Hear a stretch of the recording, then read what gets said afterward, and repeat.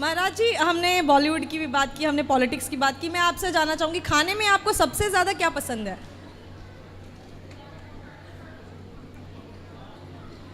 तो बड़ा कठिन पूछा आपने। वैसे हम सारे तो लोगों की निगाहें ये जो है उनके कान ये सुनना चाहेंगे। जो दाल चावल सब्जी रोटी में जो सामान ही मैं खाता हूँ, बहुत कम खाता हूँ, पर मुनगे की सब्जी, मुनगे की दाल और मुनगे के पराठे में ज़्यादा खाता हूँ। बन जाते हैं तो खूब खा लेता हूँ। मतलब मुनगा समझते हैं? जी नहीं। लो। मैं गूगल ज़रूर करूँगी इसके बाद। मुनगा नहीं समझते? लंबा लंबा होता है, इतना सहजन। बड़ा। हाँ, पतला सा। सहजन की फली। अब वो आप हाँ, जानिए। सहजन, उसका नाम अलग अलग क्षेत्र हाँ, बिल्कुल हो सकता है। जी हाँ। सहजन।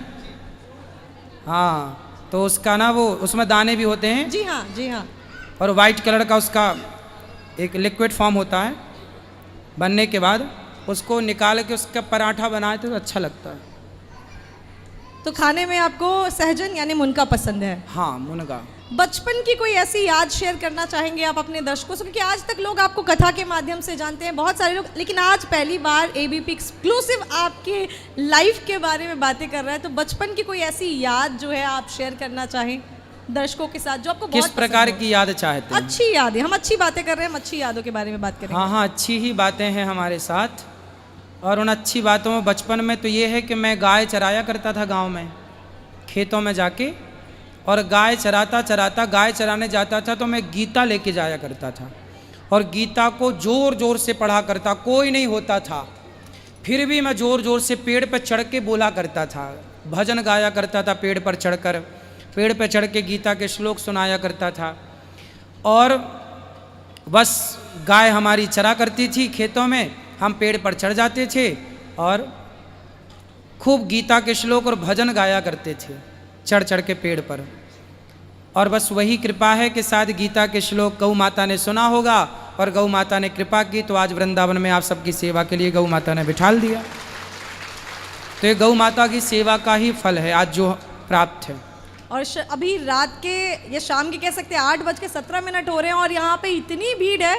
सारे लोग आपसे, आपकी जो सेवा आपने की है ना, वो आपका आशीर्वाद यहाँ सामने है। एक और चीज़ जो है मैं आपसे जानना चाहूँगी, जब हम वृंदावन आते हैं, कहीं भी मंदिर में जाते हैं, अक्सर मैंने एक चीज़ देखी है, लोग मंदिर पे चढ़ते समय पहली सीढ़ी को प्रणाम करते हैं। ये बड़े दिन से सवाल पूछना चाहती थी, इसीलिए आज पूछ ही लेती हूँ आपसे कि लोग पहली सीढ़ी को ही क्यों प्रणाम करते हैं? क्यों, जैसे चढ़ते हुए सबसे पहले पहली सीढ़ी को प्रणाम करते हैं, तो वहाँ ये क्यों करते हैं लोग?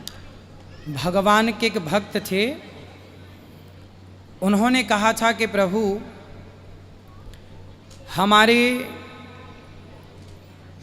जब हम मरें तो हम आपके द्वार पर ही रहना चाहते हैं, तो द्वार पर ही वो विराजे। तो उस भक्त को प्रणाम करके, पहले भक्त को प्रणाम फिर भगवान को प्रणाम, इसलिए द्वार पर वो पहली सीढ़ी जो होती है वो एक भक्त का प्रतीक। वहाँ भक्तों ने कहा, प्रभु मैं आपकी चौखट में मरूंगा, मैं आपकी चौखट में ही रहूंगा, ताकि आपके दर्शन करने आने वाले भक्तों के पांव की धूल मेरे माथे पड़ेगी। तो वो पहला प्रणाम उस भक्त का जिसने प्रभु के दर्शन करते करते चौखट में ही अपने प्राण त्याग दिए, पहला प्रणाम उस भक्त का। और आपने मंदिर में एक चीज़ और देखी होगी, द्वारपाल जी। दो, वो द्वारपाल कौन होते हैं जानते हैं? पुराने मंदिरों में आपने देखा होगा, द्वार पर ना पत्थर पे ही वहाँ चौखट के किनारे दो लोग खड़े होते हैं। वो कौन हैं? उनमें हैं एक प्रहलाद जी और दूसरे होते हैं वामन भगवान।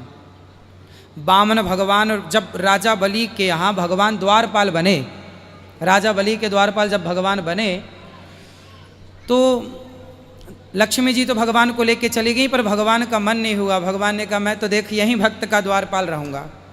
तो फिर वहाँ प्रहलाद जी आए, बोले प्रभु आप अकेले खड़े हैं, मैं भी रहूँगा, आप कथा सुनाओगे? मैं सुनूंगा।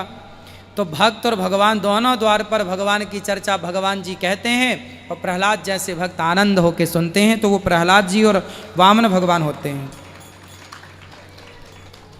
तो चलिए, आज मैं बहुत दिनों से जो सवाल सोच रही थी वो, और बहुत सारे लोग भी शायद ये सोचते होंगे कि क्योंकि मेरी आदत है सवाल पूछने की, तो मैंने सोचा ये पूछ ही लेते हैं, ये जवाब आपसे बेहतर और कोई नहीं दे सकता। एक आखिरी सवाल महाराज जी, बहुत सारे वीडियोस मैंने आपके देखे, कभी कभी क्या होता है ऑडियंस आती है, ये जनता जो है जागरूक होती है, चाहती है चीज़ें पूछना, कभी कभी मैंने देखा है कुछ अटपटे सवाल आ जाते हैं, आपकी हंसी भी छूट जाती है, वैसे सिचुएशन में फिर कैसे डील करते हैं, उनको कैसे समझाते हैं? क्योंकि वो सवाल जो है मुझे नहीं लगता कि उसने जो है अटपटे सवाल होते हैं, बड़े ही मज़ेदार सवाल होते हैं, तो कभी कभी ऐसे सवालों को आप कैसे लेते हैं? अच्छा है, ये देखो ये भक्त लोग ही हमारा परिवार है। हंसना भी इन्हीं के साथ होता है और रोना भी इन्हीं के साथ होता है। हम हंसते हैं तो ये हंसते हैं, हम रोते हैं तो ये रोते हैं। तो इनके सवाल ये पूछने आते हैं, हम तो इनका केवल प्रश्न का उत्तर देकर इनकी सेवा करते हैं जो हमसे बनती है। और कभी हंसना, मनाना, रूठना ये सब चलता रहता है। इनके सवाल पूछते हैं, जब ये पूछते हैं जो बनता है उत्तर देकर सेवा कर देते हैं। और होता है कभी हंस लेते हैं, कभी उनको हंसाने के चक्कर में हम ही उनको उलझा देते हैं कि भाई थोड़ा हंस लो और फिर तुम्हारे प्रश्न का उत्तर देंगे। तो ये हंसना हंसाना है, हंसते हंसते कट जाए रस्ते ज़िंदगी यूं ही। तो ज़िंदगी चलती रहे हंसते हंसते, इसलिए हंसते रहो, आप भी हंसते रहें, ये आप भी हंसते रहें। भगवान सदा चाहते हैं, ईश्वर की भक्ति क्या है, सदा प्रसन्न रहना ही ईश्वर की सर्वोपरि भक्ति है। ठीक है महाराज जी, बहुत अच्छा लगा आपसे बात करके। आज जितने भी सवाल थे आपने बहुत ही बेबाकी से जवाब दिए। अभी तक हमने वीडियोस के माध्यम से जितनी भी चीज़ें देखी थी या जितनी भी चीज़ें हम जाते थे, बहुत ही ओपनली लोग क्रिटिसिज्म को नहीं ले पाते, आलोचनाओं को नहीं ले पाते। हमने उससे भी रिलेटेड आपसे सवाल पूछा, आपने हर एक चीज़ बड़ी ही अच्छी तरीके से जवाब दिया। बहुत बहुत शुक्रिया आपका। सारे जितने भी दर्शक हैं उनका भी शुक्रिया, महाराज जी आपका सबसे ज़्यादा। और हम चाहेंगे आज सभी सुन रहे हमारे इस शो का जिसका नाम है धर्म संवाद, जिसमें हम धार्मिक चर्चाएँ करते हैं, उस पर एक रिचुअल है हमारा भी छोटा सा, कि हम अपने गेस्ट से प्रॉमिस लेते हैं कि जितने भी लोग ये वीडियो देखेंगे उसके बाद सवाल और भी पूछेंगे, उनके सवालों का जवाब देने के लिए गेस्ट को वापस हमसे जुड़ना पड़ेगा। तो ये रिचुअल आपको प्रॉमिस करके कंप्लीट करना होगा। जरूर जरूर, जब आप आएँ आपका स्वागत है गौरी गोपाल में, कभी भी आप आएँ, संवाद करें। आपके बहुत अच्छे प्रश्न थे और आपके प्रश्नों के माध्यम से बहुत सारा ज्ञान समाज को मिला होगा। आपका बहुत बहुत धन्यवाद कि आपने इतने अच्छे अच्छे प्रश्न किए। जितने अच्छे प्रश्न होते हैं उतने ही अच्छे उत्तर होते हैं। तो आपके प्रश्न पर निर्भर करता है कि उत्तर कैसे होने चाहिए।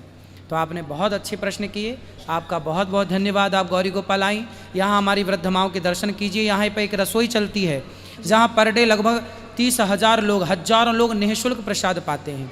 पूरे भारत देश की सबसे बड़ी रसोइयों में एक रसोई गौरी गोपाल जी की रसोई है।